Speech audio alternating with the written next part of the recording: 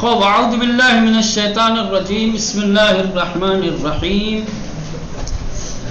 الحمد للہ رب العالمین وصلی اللہ علی محمد وآلہ الطاہرین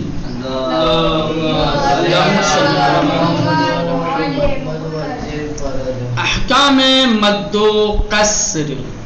ٹھیک ہے، مد و قصر کے احکام ہر ایک کے معنی بتائیں گے بعد میں. پہلے آپ یہ سمجھیے کہ علم تجوید میں مد و قصر کی بحث کیوں کی گئی ہے یا مد و قصر کے احکام کیوں بیان کیے گئے ہیں.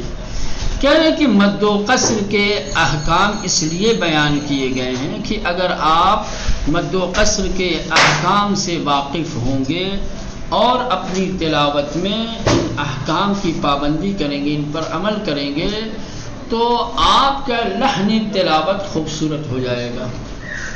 لحن تلاوت کو، لہجہ تلاوت کو خوبصورت بنانے کے لیے مد و قصر کے احکام کا جاننا ضروری ہے. ٹھیک، تو ہر وہ چیز کہ جو لحن تلاوت کو خوبصورت بنائے اس سے علم تجوید میں بحث کی جاتی ہے. کیونکہ علم تجوید اسی لیے ہے کہ انسان کی قراءت اور اس کا لحن اور اس کا لہجہ عربی اور خوبصورت ہو. ٹھیک ہے، تو چونکہ مد و قصر تلاوت کے لحن اور تلاوت کا جو لہجہ ہے اس کو خوبصورت بناتا ہے، لہذا مد و قصر کے احکام کو علم تجوید میں جگہ دی گئی ہے تاکہ آپ پہلے ان احکام کو پہچانیں، ان احکام کو یاد کریں، اور پھر جب تلاوت کریں تو جہاں ان احکام کو پر عمل کرنا ہوتا ہے، جہاں ان احکام کی رعایت کرنا ہے، وہاں پہ آپ اس کی رعایت کیجیے، پابندی کیجیے، تو آپ کی تلاوت خوبصورت ہو جائے گی. سب سے پہلے مد کے لغت میں کیا معنی ہے؟ مد کے لغت میں معنی ہے زیادہ کرنا، بڑھانا. مد یعنی زیادہ کرنا، بڑھانا، اس کو کہا جاتا ہے مد. مد یعنی لغت میں زیادہ کرنا، بڑھانا. چلے، یہ تو لغت کی بات تھی، اس کو کنارے رکھ دیجئے.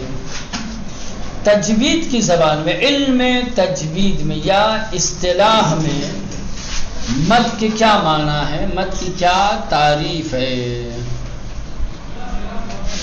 کہہ رہے ہیں کہ میزان طبیعی سے زیادہ حرف کی آواز کو کھینچنا اور بڑھانا.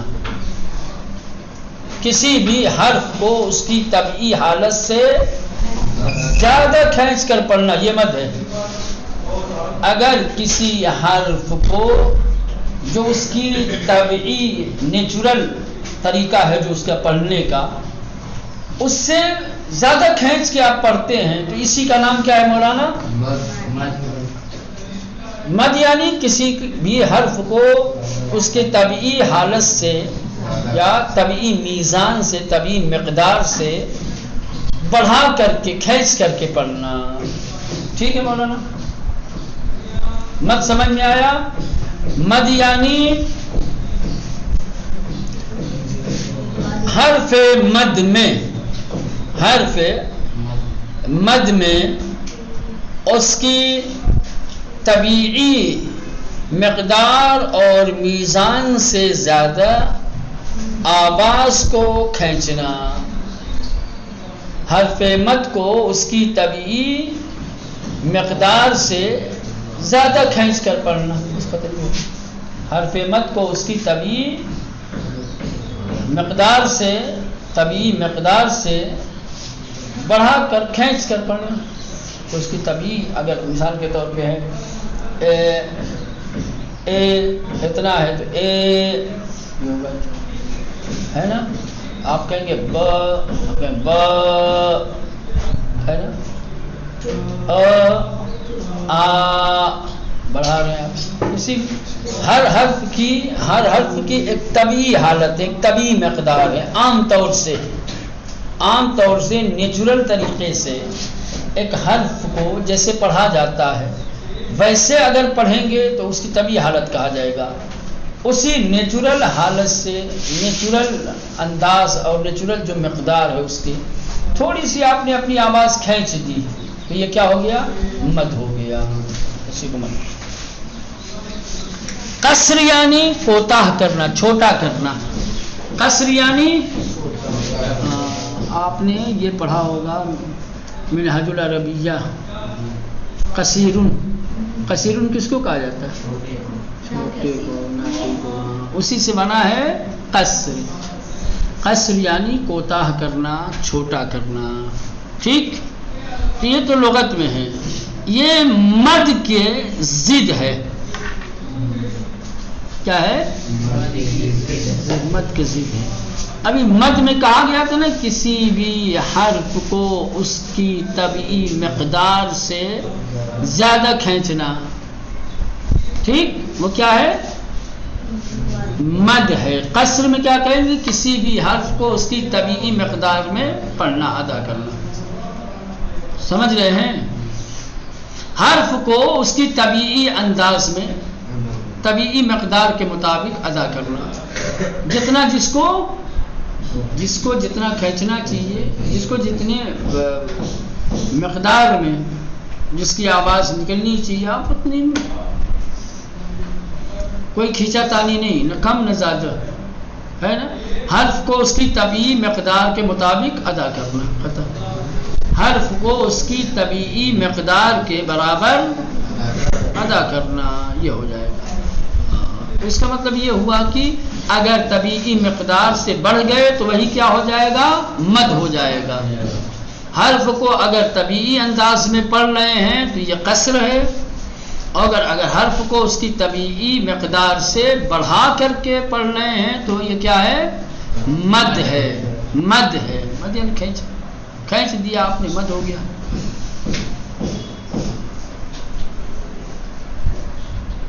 اب یہ کہہ رہے ہیں کہ کہاں پر مد کے ساتھ پڑھا جائے گا، یعنی طبیعی حالت سے بڑھا کر کھینچ کر پڑھا جائے گا، اور کہاں طبیعی حالت میں پڑھا جائے گا. کہاں پہ؟ کہہ رہے ہیں کہ جب بھی حروف مدی کے بعد، حروف مدی کے بعد اگر حمزہ یا ساکن آ جائے تو حرف مد کو اس کی طبیعی مقدار سے کھینچ کر پڑھیں گے. جب بھی حروف مدی کے بعد حمزہ آ جائے یا ساکن آ جائے تو مد کے ساتھ پڑھیں گے. کیا مطلب مد کے ساتھ؟ یعنی اس کی طبیعی مقدار سے زیادہ کھینچ کر پڑھیں گے. حروف مدی کون کون ہے مولانا؟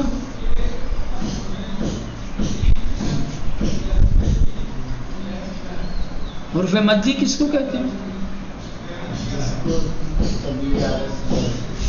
اب ایک کم وقتوں خدا قسم ہڈی گڈی توڑ دینی چاہیے تم لوگوں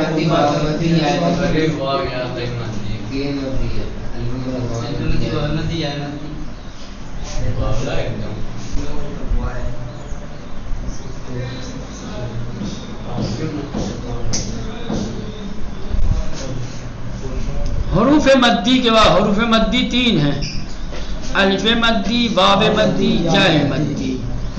واو اور یا کم مدی کہلاتے ہیں بابو؟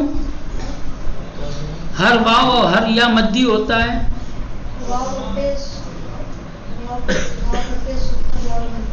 واو پر پیش ہوگا تو واو مدی ہوگا. تو مولانا کون سا واو اور کون سا یا مدی کہلاتا ہے؟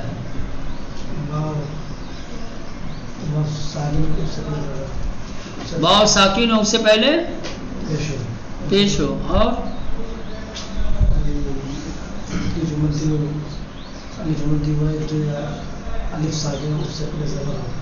الف تو ہمیشہ مدی ہوتا ہے، اس لیے میں نہیں پوچھ رہا ہوں اس کے بارے میں. الف کیا ہوتا ہے؟ ہمیشہ مدی ہی ہوتا ہے. الف سے پہلے الف اس لیے ہمیشہ مدی ہوتا ہے کہ اگر الف سے پہلے والے حرف پر زبر نہیں ہوگا، پیش اور زیر ہوگا تو الف پڑھا ہی نہیں جائے گا، اگر تلفظ ہی نہیں ہو سکتا، لہذا مجبوری ہے الف سے پہلے جب بھی آئے گا تو زبر ہی آئے گا، تو الف ہمیشہ مدی ہوتا ہے لہذا، لیکن واو اور یا ہمیشہ مدی نہیں ہوتے ہیں، کبھی لین ہوتے ہیں کبھی مدی ہوتے ہیں، کبھی لین ہوتے ہیں کبھی مدی ہوتے ہیں، کبھی یہ بھی نہیں ہوتے، نہ لینی ہے نہ مدی ہے۔ اگر واو ساکن ہے اس سے پہلے پیش ہے، یا ساکن ہے اس سے پہلے زیر ہے تو ان کو مدی کہا جائے گا۔ واو ساکن ما قبل مضمون واو مدی ہو جائے گا، یا ساکن ما قبل کسرہ یا مدی ہو جائے گا۔ واو ساکن ہو لیکن اس سے پہلے ضمہ نہ ہو، یا ساکن ہو لیکن اس سے پہلے زیر نہ ہو تو ان کو حرف لین کہتے ہیں۔ کیا کہتے ہیں؟ لین کہتے ہیں۔ اور اگر خود واو اور یا ساکن نہ ہو، متحرک ہو تو نہ لینی ہی کہیں گے نہ مدی کہیں گے۔ بات سمجھ میں آ رہی ہے؟ تو جب بھی واو مدی اور یا مدی کہا جائے تو سمجھ لو کہ ایسا واو کہ جو ساکن ہے اور اس سے پہلے پیش ہے، ایسی یا جو ساکن ہے اور اس سے پہلے زیر ہے، ٹھیک ہے۔ تو یہ کہا کہ حروف مدی کے بعد یعنی الف کے بعد، واو کے بعد اور یا کے بعد اگر حمزہ آ جائے یا ساکن آ جائے تو یہ جو حروف مدی ہیں ان کو ان کی طبیعی مقدار سے زیادہ کھینچ کر پڑھیں گے۔ کیا پڑھیں گے مولانا؟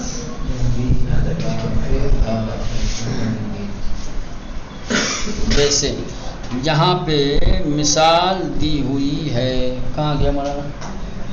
یہ نہیں ہے۔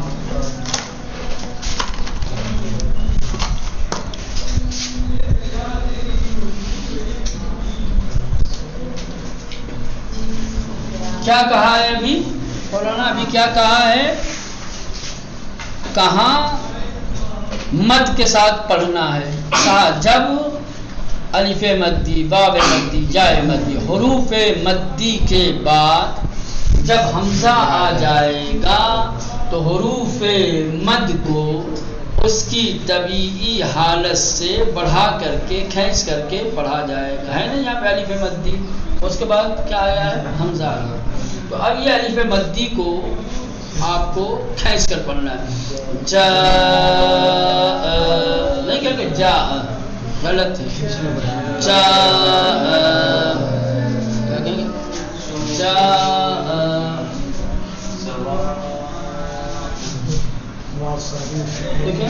واو ساکن ما قبل پیش واو مدی ہے، اس کے بعد کیا آ گیا مولانا؟ حمزہ آ گیا، تو یہ مد کے ساتھ پڑھا جائے گا، حروف مدی مد کے ساتھ پڑھا جائے گا، یعنی اس کی طبیعی مقدار سے زیادہ کھینچ کر پڑھیں گے، کہیں گے سو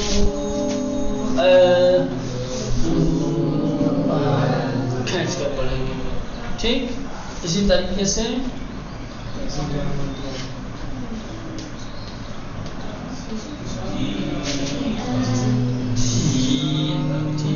تو یہ تو کس کی مثال تھی مولانا؟ یہ حمزہ کی مثال تھی۔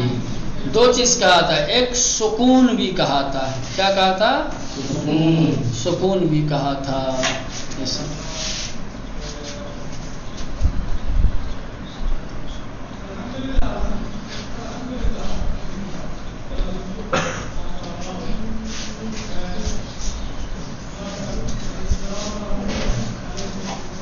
اگر یہاں وقف کریں گے تو یہ ساکن ہو جائے گا نا؟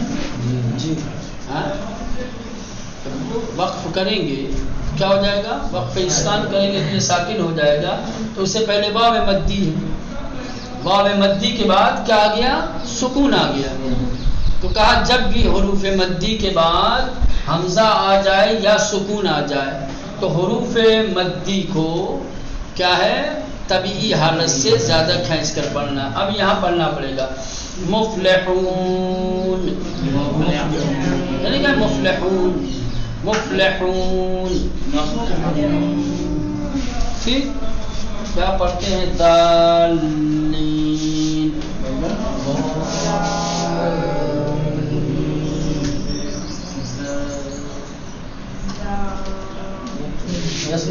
ظالین، اگر یہاں پہ نہیں رکنا ہوتا ظالین پڑھتے تو اس یا مدی کو ہم مد کے ساتھ نہیں پڑھتے، لیکن یا مدی کے بعد ساکن آ گیا تو اب یا مدی کو اس کی طبیعی حالت سے کھینچ کر پڑھنا ہے نا؟ تو یہ آپ یاد رکھیے گا، دو چیزیں یاد رکھیے آپ۔ سب سے پہلے مد اور قصر کی بحث علم تجوید میں کیوں کی گئی؟ جواب ہاں، مد و قصر کے احکام علم تجوید میں اس لیے بیان کیے گئے ہیں کہ ان کے احکام کی پابندی تلاوت قرآن کو خوبصورت بناتی ہے۔ جو شخص مد و قصر کے احکام سے واقف ہوگا اور اپنی تلاوت میں ان کے احکام کی پابندی کرے گا تو اس کی تلاوت خوبصورت ہوگی، بہترین لحن اور بہترین لہجے میں۔ سمجھ گئے؟ مد و قصر تلاوت کے لہجے اور لحن کو خوبصورت بنانے کے لیے ہے، ٹھیک ہے؟ اس کے بعد آ جائیے مد کی تعریف۔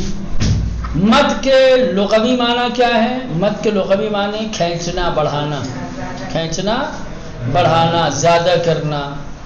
علم تجوید